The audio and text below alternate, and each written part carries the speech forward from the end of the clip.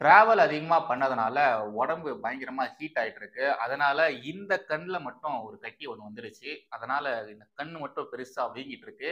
அப்படியே நான் வீடியோ பண்ணேன்னா பார்க்கறதுக்கு சத்தியமா நல்லா இருக்காது. அதனால தான் கண்ணாடி போட்டிருக்கேன். அந்த கட்டி சரியானதுக்கு அப்புறமா கண்ணாடிய கழட்டிட்டு எப்பொழுதும் போல நான் வீடியோ பண்றேன். சரி, ஓகே. நம்ம கன்டென்ட்க்கு போயிரலாம். நாடாளுமன்றத்துல நம்முடைய உள்துறை அமைச்சர் திரு அமித்ஷா அவர்கள் பேசினதெல்லாம் பார்த்ததுக்கு அப்புறமா அங்கிருந்த எம்பிக்கள் பயங்கரமா ஆரவாரம் பண்ணியிருக்காங்க. முக்கியமா நம்முடைய அமித்ஷா அவர்கள் அங்க தமிழகத்தை பற்றி தான் பேசியிருக்காரு. அப்படி அவர் என்ன சொல்லியிருக்காருன்னா, தமிழகத்துல ஒரு புதுவிதமான வெள்ளம் வந்திருக்கு. அது சாராய வெள்ளம். அந்த சாராய வெள்ளத்தினால அங்க இருக்கக்கூடிய தமிழக மக்கள் ரொம்ப கஷ்டப்படுறாங்க. நான் உங்களுக்கு வாக்குறுதி தரேன். 2026 சட்டமன்ற தேர்தல்ல தமிழகத்துல என்டிஏனுடைய ஆட்சி வந்ததுன்னா இந்த சாராய வெள்ளம் எல்லாமே வடிஞ்சு போயிடும். அதே மாதிரி ஊழல், லஞ்சம் இது எதுவுமே தமிழகத்துல இருக்காது அப்படிங்கிற மாதிரிலாம் நம்முடைய அமித்ஷா அவர்கள் சொல்லியிருக்காரு. मान्यवर, एक तमिलनाडु को दी हुई सहायता के बारे में बहुत आया। हमने टोटल 2028 करोड़ रुपया 19 से 24 के बीच में दिया है और भरपूर सहायता की है। मान्यवर, इसके साथ साथ थम्बी दुराई जी चिंता कर रहे थे कि एक अलग प्रकार की आपदा आ गई है, शराब का फ्लड आया। थम्बी दुराई जी, आप इसका तो यहाँ रास्ता नहीं निकलता। मैं आपको विश्वास दिलाता हूं, एनडीए की सरकार बनेगी और शराब का फ्लड सूख जाएगा। 2026 तक राह देखिए आप बस। ये शराब का फ्लड और करप्शन का आंधी दोनों रुक जाने वाला है। இத மாதிரி மத்திய உள்துறை அமைச்சர் திரு அமித்ஷா அவர்கள் பேசினதுக்கு அப்புறமா தமிழகத்துடைய அரசியல் களம் எப்படி இருக்கும்னு கொஞ்சம் யோசிச்சு பாருங்களேன். நேத்திக்கு தான் எதிர்கட்சி தலைவர் திரு எடப்பாடி பழனிசாமி அவர்கள், அதுக்கப்புறமா வேலுமணி சொல்லிட்டு இன்னும் ஒரு சில முக்கியமான அதிமுக பிரமுகர்கள் டெல்லிக்கு போயிருக்காங்க. இத மாதிரியான செய்தி வந்ததுக்கு அப்புறமா தமிழகத்துல இருக்கக்கூடிய ஊடகங்கள் பாஜக அதிமுக கூட்டணி உறுதி, இன்னும் கொஞ்ச நாள்ல அந்த கூட்டணி குறித்தான அபிஷியல் அனௌன்ஸ்மெண்ட் அவங்களே பண்ணுவாங்க அப்படின்ற மாதிரி எல்லாம் பேச ஆரம்பிச்சிட்டாங்க. நாடாளுமன்றத்துல இது மாதிரி கூட்டம் போயிட்டு இருக்கும்போது நம்ம தமிழகத்திலயும் சட்டப்பேரவை நடந்துட்டு தான் இருக்கு. நேத்திக்கு நடந்த சட்டப்பேரவையில தமிழக முதலமைச்சர் திரு மு.க. ஸ்டாலின் அவர்கள் ஒரு மேட்டரை பேசியிருக்காரு. பாஜக மற்றும் அதிமுக இவங்களுடைய கூட்டணி உறுதியாயிடுச்சு, எங்களுக்கு ஒரு இன்ஃபர்மேஷன் வந்திருக்கு. சோ கண்டிப்பா 2026 தேர்தல்ல பாஜகவும் அதிமுகவும் கூட்டணி தான் வைக்க போகுது அப்படின்ற மாதிரி சட்டப்பேரவையில முதலமைச்சர் ஸ்டாலின் அவர்கள் பேசியிருக்காரு. தமிழக ஊடகங்கள் ஒரு பக்கம் அப்படிதான் பேசுறாங்க, இந்த பக்கம் முதலமைச்சர் ஸ்டாலின் அவர்கள் அப்படிதான் பேசுறாரு. திமுக இருக்கக்கூடிய நிறைய பேர் அது மாதிரி பேச ஆரம்பிச்சிட்டாங்க. சோ ஃபைனலி நம்முடைய ரங்கராஜ் பாண்டே அவர்கள் எப்பவுமே பேசிட்டே இருப்பார் இல்லையா, அதிமுக பாஜக கூட்டணி இருந்தாதான் திமுகவுடைய வீழ்ச்சி 2026ல இருக்கும்னு அவர் சொன்ன மாதிரி அது நடக்கவும் போகுது. இன்னும் அபிஷியலா பாஜக மற்றும் அதிமுக கூட்டணி உறுதி செய்யப்படல. ரெண்டு கட்சி தலைவர்களும் இதுவரைக்கும் அந்த கூட்டணி குறித்து எதுவும் பேசவும் இல்லை.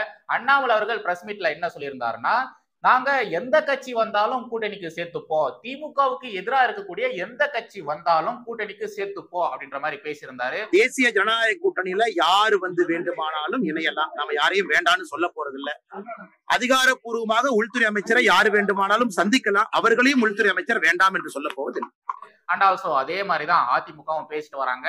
வாட் எவர் ரெண்டு பேரும் கூட்டணி வச்சாலும் சரி, கூட்டணி வைக்கலானாலும் சரி, நாம எப்பவுமே பாஜக சப்போர்ட்டா தான் பேச போறோம். முதலமைச்சர் ஸ்டாலின் அவர்கள் சொல்ற மாதிரி அதிமுக பாஜக கூட்டணி உறுதி ஆயிடுச்சுன்னு வச்சுக்கோங்களேன். அதுக்கப்புறமா திமுகவினருக்கு தான் பயங்கரமா வைத்த கலக்க போகுது. 10 வருஷமா ஆட்சியில இல்லாத திமுக 2021 தேர்தல்ல வெறும் 3% டிஃபரெண்ட்ல தான் அவங்க வின்னே பண்ணிருக்காங்க. இப்ப அவங்க ஆட்சிக்கு வந்ததுக்கு அப்புறமா தமிழகத்துல என்னென்னலாம் நடந்துட்டு இருக்கு, தமிழகத்தின் சட்ட ஒழுங்கு என்ன லட்சணத்துல இருக்கு அப்படின்றத நம்ம எல்லாருமே பார்த்துட்டு தான் இருக்கோம்.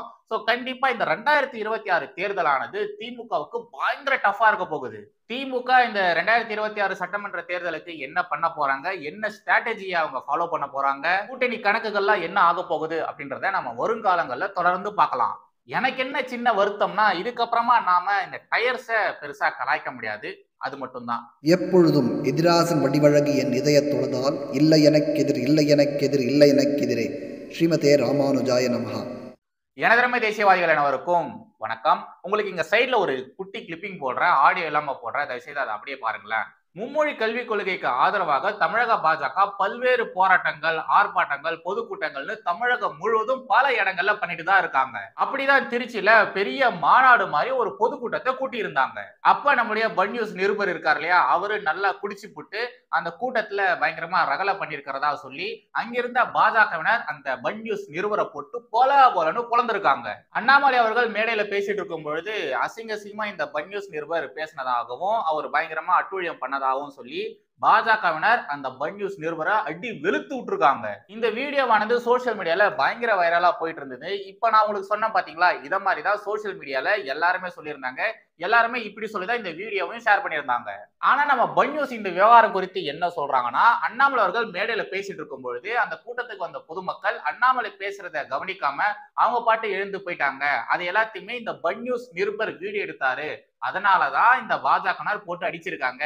நீ எப்படி இந்த வீடியோவை எடுக்கலாம், நீ எப்படி காலி சேர்களை வீடியோ எடுக்கலாம், நீ எப்படி இது மாதிரிலாம் பண்ணலாம் சொல்லி மொபைல புடுங்கி பன் நியூஸ் நிருபரை அடிச்சதா பன் நியூஸ்ல சொல்றாங்க. இதுல எதுங்க உண்மையா இருக்கிறதுக்கு வாய்ப்பு இருக்கு? பன் நியூஸ் பத்தி எல்லாம் சொல்றதுக்கு அவசியமே இல்லை. ஏன்னா அவங்க செய்திகளை எப்படி போடுவாங்கன்னு ஊர் உலகத்துக்கே நல்லாவே தெரியுமே.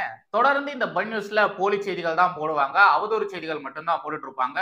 சோ அத மாதிரிதான் இதுவும் இருக்கும். அது மட்டும் இல்லாம நம்முடைய முதலமைச்சர் ஸ்டாலின் அவர்கள், துணை முதலமைச்சர் உதயநிதி ஸ்டாலின் அவர்கள் இவங்கெல்லாம் பொதுக்கூட்டத்துல பேசும்பொழுது அங்க பெருசா மக்களும் இருக்க மாட்டாங்க, திமுக தொண்டர்களும் இருக்க மாட்டாங்க. இவங்க எல்லாருமே பாத்தீங்கன்னா காலி சேர்களை பார்த்து கத்தி கத்தி தான் பேசிட்டு இருப்பாங்க. அது பத்தின செய்திகளை இது வரைக்கும் இந்த பன் நியூஸ்ல போட்டிருக்காங்களா? இல்லையே. சோ இதுவும் கண்டிப்பா அவதூறு செய்தியா தான் இருக்கும்.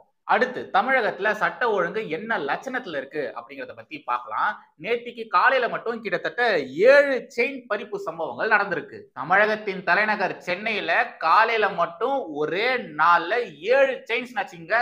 திருவான்மியூர்ல, பெசன் நகர்ல, கிண்டில, சைதாப்பேட்டையில, வேளச்சேரியில, பல்லக்கரையில சொல்லிட்டு இன்னும் ஒரு சில இடங்கள்ல கண்டினியூஸா இந்த செயின் ஸ்நாச்சிங் ஆனது நடந்திருக்கு. இந்த ஒரு சம்பவமானது செய்திகள் எல்லாம் வந்ததுக்கு அப்புறமா சென்னையில இருக்கக்கூடிய மக்கள் பேரதிர்ச்சியில இருக்காங்க. வெறும் செயின் பறிப்புக்கே பேரதிர்ச்சியா? அட ஆமாங்க, ஊடகங்கள் அப்படிதான் போட்டிருக்காங்க. இதை விட எவ்வளவு மோசமான விஷயங்கள் சென்னையில நடந்திருக்கு. பல பயங்கரவாதிகளை சென்னையில வச்சு கைது பண்ணிருக்காங்க. வேறு மாநிலத்தில இருந்து காவல்துறையினர் வந்து இங்க அந்த பயங்கரவாதிகளை கைது செஞ்சிருக்காங்க. போதைப் பொருள் விற்கிறவனுங்களை சென்னையில கைது செஞ்சிருக்காங்க. பெண் காவலாளிக்கு சென்னையில இருக்கக்கூடிய ஒரு ரயில்வே ஸ்டேஷன்ல பாலியல் துன்புறுத்தல் நடந்திருக்கு. கொலை, கொள்ளை, கற்பழிப்பு இதெல்லாம் நீங்க கணக்கு போட்டீங்கன்னு வச்சுக்கோங்களேன், சென்னையில நடந்த கிரைம் ரேட் மட்டும் எங்கேயோ போயிடும். அந்த விஷயங்களை குறித்து இங்க இருக்கக்கூடிய தமிழக அரசியல்வாதிகள் பெருசா பேசவே இல்லை. அதுல இங்க இருக்கக்கூடிய ஊடகங்கள் அது குறித்தெல்லாம் பெருசா செய்தியும் போட்டதில்ல, டிபேட்லாம் நடத்துறதுக்கு சான்ஸே கிடையாது. அப்படி இருக்கும்போது இந்த செயின் பறிப்பு சம்பவம் குறித்து இந்த ஊடகங்கள்ல பெருசா பேசுவாங்களா, டிபேட் எடுத்து நடத்துவாங்களா? வாய்ப்பே கிடையாது. இந்த விவகாரத்துல நாம நம்முடைய தமிழக காவல்துறையை கண்டிப்பா பாராட்டியே ஆகணும். ஏன்னா நேத்திக்கு ஈவினிங் அந்த திருட்டு நாய்களை பிடிச்சிட்டாங்க. பிடிச்சதா செய்தியில போட்டிருந்தாங்க, அதை நான் பார்த்தேன். சோ கண்டிப்பா பிடிச்சிருப்பாங்கன்னு தான் நினைக்கிறேன். சரி, ஓகே. நான் ஸ்டார்டிங்ல நம்முடைய தமிழக முதலமைச்சர் சட்டப்பேரவையில அதிமுக மற்றும் பாஜகவுடைய கூட்டணி உறுதி அப்படின்ற மாதிரி எல்லாம் சொல்லியிருந்தாருன்னு சொன்னேன் இல்லையா? அந்த நேரத்திலேயே இன்னும் ஒரு சில விஷயங்கள்லாம் நம்முடைய முதலமைச்சர் ஸ்டாலின் அவர்கள் பேசியிருந்தாரு. எப்பவுமே திமுகவினர் மத்திய அரசை ஒன்றிய அரசுன்னு தான் சொல்லுவாங்க. பட் நம்முடைய முதலமைச்சர் ஸ்டாலின் அவர்கள் சட்டப்பேரவையில மத்திய அரசுன்னு சொல்லியிருக்காரு, ஒன்றிய அரசுன்னு சொல்லாம மத்திய அரசுன்னு சொல்லியிருக்காரு. 2021க்கு அப்புறமா திமுகவுடைய ஆட்சி வந்ததுக்கு அப்புறமா திமுக இருக்கக்கூடிய தலைவர்கள், திமுகவுடைய நிர்வாகிகள், திமுகவுடைய தொண்டர்கள், இந்த தற்கொலை ஊபிஸ்கள், தமிழகத்தில் இருக்கக்கூடிய திமுக காலிலே விழுந்து கிடக்கக்கூடிய ஊடகவாதிகள், முக்கியமா திமுக கூட்டணி கட்சிகள் சொல்லிட்டு இவங்க எல்லாருமே மத்திய அரசுன்றத சொல்றதே கிடையாது, எப்பவுமே ஒன்றிய அரசுன்னு தான் சொல்லுவாங்க. ஆனா நேத்திக்கு நம்முடைய முதலமைச்சர் ஸ்டாலின் அவர்கள் மத்திய அரசுன்னு சொல்லியிருக்காரு, ஒன்றிய அரசுன்னு சொல்லாம மத்திய அரசுன்னு சொல்லியிருக்காரு. அதுவும் 3 டைம்ஸ். இதுக்கு முன்னாடி ஒரே ஒரு முறை ஸ்டாலின் அவர்கள் மத்திய அரசுன்னு சொல்லியிருந்தாரு. அதுவும் மத்திய அரசு கிட்ட நிதி கேட்கும் போது மட்டும் மத்திய அரசுன்னு சொல்லியிருந்தாரு. நிதின்னு வரும்போது மட்டும் இந்த ஒன்றிய அரசு அப்படியே மத்திய அரசா மாறி போச்சு அப்படின்ற மாதிரி நாமளே பேசியிருந்தோம்.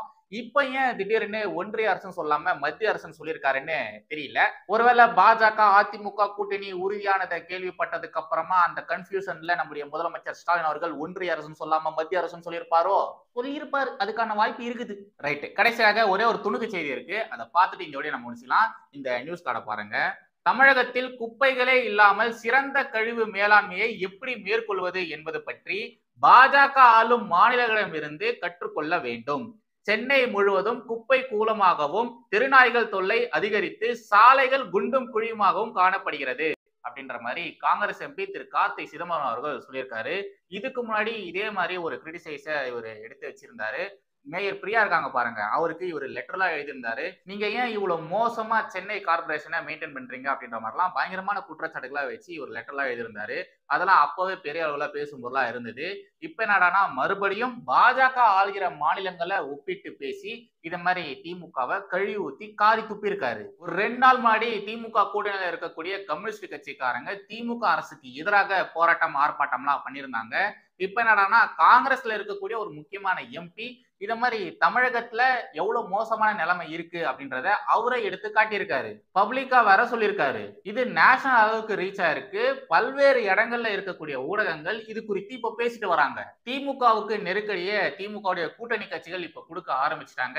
இது எங்க போய் முடிய போகுது அப்படின்றத நம்ம பொறுமையா பொறுத்து வந்து பார்க்கலாம். சொல்லாதாங்க கண்டென்ட் மறுபடியும் அடுத்த ஒரு சந்திக்கிறேன். நன்றி, வணக்கம். ஜெய்ஹிந்த், வந்தே மாதரம்.